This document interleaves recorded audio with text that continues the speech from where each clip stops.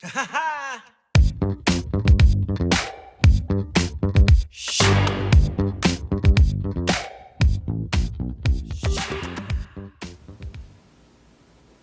right, let's talk about a very serious subject, and that is the subject of relationship abuse. I'm going to talk a little bit about definitions, types of abuse, things that people who are victims of abuse can go through, and most importantly, what you can do to support yourself or someone else who is dealing with relationship abuse. First of all, let's talk about that term. You've heard several terms probably throughout your life that relate to this subject, and just for me personally, I've kind of gone through an evolution, and the evolution of the changes of the terms I've used have actually helped me understand what relationship abuse really is just a little bit more. So I actually grew up hearing a lot about domestic violence, and we always talked about domestic violence. Well, domestic violence actually assumes that you're living with the person. And even though it is 2016 as I record this, there's still a lot of misconceptions about what actually is and is not abuse. Some people think that you can't abuse someone that you're married to. Some people think you can't abuse someone that you're in a serious relationship with. And obviously, hopefully, you know that that is not the case. But we want to break away from that idea that domestic violence is only a problem if you're living together, and that's the situation that you're in. So we moved away from domestic violence into intimate partner violence, which again I thought was great, primarily because intimate partner violence actually speaks to lots of relationships, not just heterosexual ones. Abuse can occur in any relationship, whether it's heterosexual, homosexual, bisexual, polyamorous. So really it was just the idea that let's see all these relationships equally, intimate partner violence. But then there's still kind of an issue with that because intimate is a fairly personal word, and so it kind of only applied to people who seem to be in long-term or serious relationships. Unfortunately, that's not the case. So then I kind of went to preferring relationship violence, where at least you're saying that it can happen on a first date or a second date or any kind of date. It actually doesn't even have to be between people who identify as being partners. So then we still have the problem of relationship violence. We see violence, we hear that word, and we think about violent actions. But a lot of the types of abuse we'll talk about aren't necessarily so visible. So that's where I have finally come to the term relationship abuse. Will that stay my preference? I don't know. But hopefully what we talk about is the content, and that's what's really the most important part. So there's 4 types of abuse that I want to make sure that we identify. Physical abuse is the one that sometimes gets the most attention. Again, if you're in a physically abusive relationship, that is when someone is harming you in a physical way, and that's obviously not a good thing. Sometimes we only think about the most extreme examples of that, and if someone doesn't have bruises or physical proof, that maybe they're not being physically abused. That's actually obviously not the case. Shoving can be an example of physical abuse, slapping. Again, we're being gender non-specific, and even though for the most part women are on the receiving end of these types of relationship abuses that we'll talk about, again, we're talking about lots of different types of relationships, and so it's certainly true that a woman can abuse a man, or that a woman can abuse another woman, or a man can abuse another man, or any combination. Basically, if you put your hands on someone you love in an aggressive way, that is not ever acceptable. So that is the idea behind addressing and recognizing physical abuse. Sexual abuse has its own category, and that's because sexual abuse is, for many people, a much more intimate type of physical assault. Sexual abuse sometimes leads to conversations where people will blame the victim, and unfortunately, you can watch the news sometimes and see cases where sexual abuse is somehow justified by what the victim is wearing or what the victim was doing or saying. But again, sexual activity with someone without their consent is sexual abuse, period. And we have to recognize it as such, and we have to all understand that that's not okay. There's no blur, there's no difficulty. If you don't consent, it's not okay. And that's really, hopefully, what the end result of all those conversations is. Then we talk about verbal abuse. Verbal abuse is when someone demeans you, it's when they put you down, they say very harmful, negative things to you, and that obviously can be just as painful as physical abuse. Sometimes people find out someone is abusive in any of these ways, but particularly the verbal, they'll say, oh, well, they seem like such a nice guy or such a nice person. And again, the way you are with people around you in society is not necessarily the way you are with the people closest to you in your life. So again, just because someone has a reputation of being nice doesn't mean that they can't abuse you. in any of these ways, but particularly verbal abuse can be just as devastating. I actually like to separate verbal and emotional abuse. Verbal actually includes the use of words, but you can actually be emotionally abused without anyone ever saying a word. So being neglected, being ignored, being manipulated, being controlled. These are all ways that someone can abuse you that, again, can be just as negative, and they don't have to involve a physical action or a word. One of the very first clients I had as a graduate counselor was in an emotionally abusive relationship because the partner would ignore that person completely. I'm not talking about like, I just don't want to talk to you because The Simpsons is on, but they just didn't acknowledge that person's presence, and that's a very harmful thing to do for someone you love. So we can't always assume that verbal and emotional are the same thing. They can actually be very different. Many people who are abusers will isolate the victim from their friends and family. And again, that's not something that actually requires any action or verbal action as well. So physical, sexual, verbal, and emotional. Again, these types of abuse don't happen in isolation, and it's very frequently the case that they are occurring together, but they all certainly can be harmful individually or especially if they're happening all at the same time.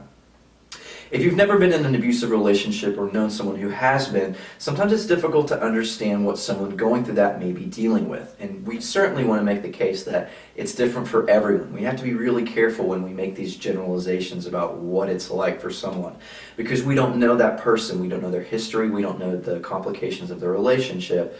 But when we do talk to people who have been abused, there are sometimes questions that they can experience in a similar way. And the first is, how do I know? So again, sometimes on the outside looking in, it's obvious to people that someone's in an abusive relationship. But when you're the person that cares about the person that's harming you, you can justify, you can rationalize. Maybe you're not sure if shoving is unacceptable. Maybe you're not sure if the words that are being used are actually abusive. So there can be this confusion about whether or not it's actually abuse, and that can be a difficult thing. When we get to the steps on how to help individuals who are being abused, we'll talk a little bit about how to answer that question. The next question is, am I overreacting? So once you realize that you feel like you may be being abused, it's natural for many people to start to question that. Again, you have feelings in the way. Sometimes you have the partner, making fun of you or, disclaiming what you're actually saying. Maybe people in your lives are saying that it's not really abuse. So sometimes we question ourselves and we say, well, maybe I'm being dramatic, maybe I'm overreacting. And then again, we can go back into that cycle if we're not careful. The third is it my fault? And again, obviously, every relationship is different, but someone hurting you in any way is not your fault. It can be sometimes, these relationships can certainly be reciprocal to where one person abuses the other and vice versa. So if you're abusing someone else, you certainly have ownership of that. But whenever someone is harming you, that is not your fault. And it's that sense of shame that can actually play a role in the next question, which is, why aren't I leaving? Why am I staying in this relationship? Again, for many people, it's the feelings that are involved, but for others, it's financial security. If maybe you're in a relationship where there are children and you are afraid you won't be able to support them if you leave a household that has two incomes.